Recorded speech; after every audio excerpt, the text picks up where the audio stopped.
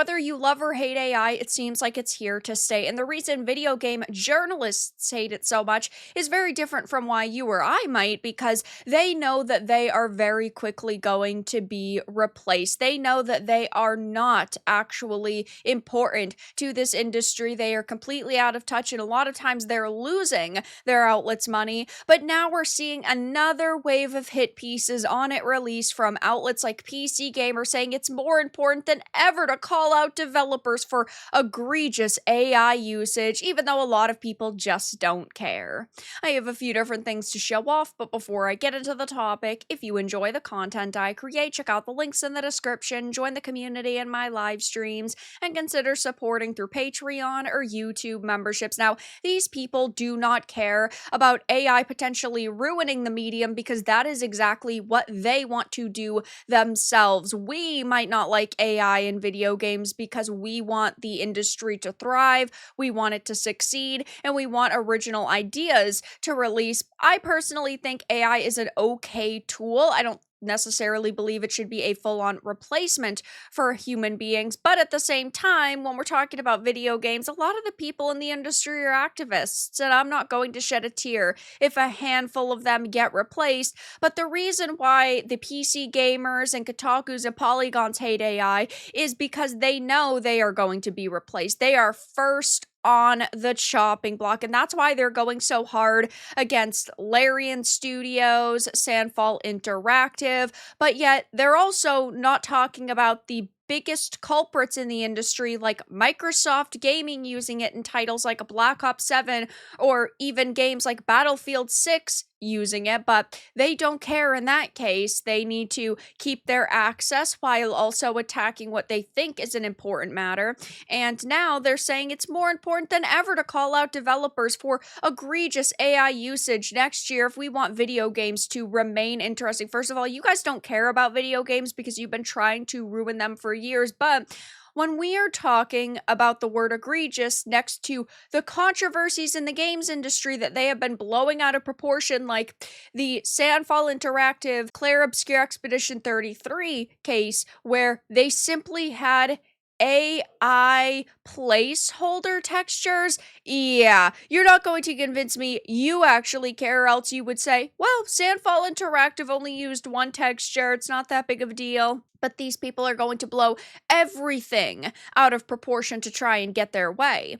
They said, God, I am growing so weary of AI, glints of human creation chipped away at with just a loading screen here or just a couple of voice lines there, flaws and oddities that aren't the result of a person's error, but a computer that doesn't understand what or why it's wrong in the first place. This year, it feels like studios have been limit testing exactly what they can get away with, whether they can save a few pennies by getting a computer to whip up a character portrait or a quick musical sting without us lot at home kicking up too much of a fuss. The worst part, I fear it's worse, and it's only going to get more egregious if we continue to wave off its currently limited use. I myself am not absolved to this dismissive behavior. I'm part of the problem. I've played several demos over the last couple of years that sport generative AI for its capsule images, a necessary component to put your game up on the Steam store, but one that ultimately isn't that important to the likes of you and me. So they're sitting here and saying, oh, I'm a big fat hypocrite,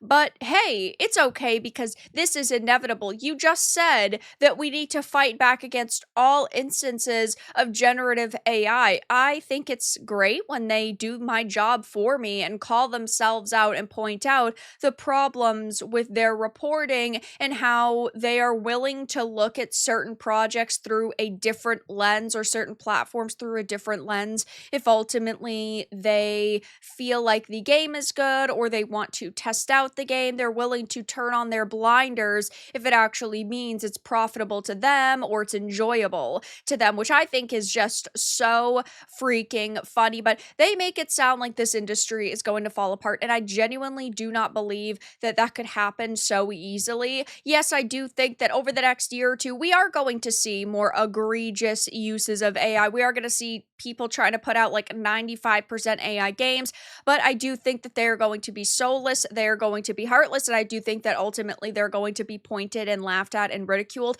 just like NFTs in video games. A lot of us didn't like NFTs. We fought back and we mocked every single title that had them, and companies dropped them like a rock because they said, oh yeah, this just isn't profitable. And I do think that will happen with titles like this. It will be good meme material, but they're not going to be actually good pieces of entertainment. The real reason why these articles are being written and why we're seeing all of these attacks on Larian and on Embark and on Sandfall is because these journos know that they are going to be replaced, and it's going to be very quickly. And if the industry shifts to primarily AI or a big AI focus, yeah, they're going to be first on the chopping block. And I can't say that I'm going to sit here and shed a tear for them because they have damaged this industry. And most people are pointing and laughing at their takes on AI because, yes, I do think that it's sad when human beings' jobs are being cut in order for companies to replace them with AI. But at the same time,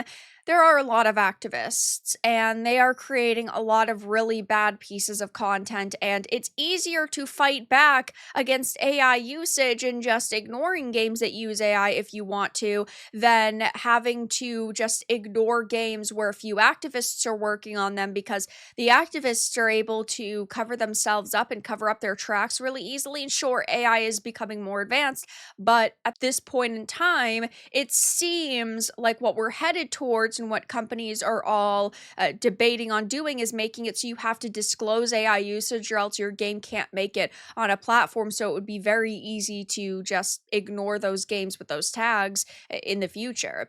Why? Let them use their coding tools. It's stupid to police. And yeah, I think that AI is a fine tool. And I think that if you're not going to use the tool, you're probably going to be left in the past. I'm deciding what to think of this thesis and need more information. What brand of shampoo does the author use? Focusing on ethical AI will be the key. Gamers will notice when shortcuts replace genuine artistry.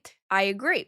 Truly weak. I remember when journalists, especially game journalists, had a backbone and the defiant streak we need for original thinking. People may not notice, and if they do, they probably don't care based on the sentence. Seems like the writer's also using AI to write. Looks so much like a chat GPT sentence, and I do think they are primarily using AI at least to help put together the bones of articles. Maybe not an entire article. Maybe they are looking to AI to shorten certain articles and pieces of reference material so that they can write a quicker article. Maybe they are having AI write and then they're adding their own personal touches or completely rewriting what the AI said. But this is also another problem. Why aren't they calling out their fellow video game journalists for using AI? That's right, because they don't actually care. This is just the most recent virtue signal for them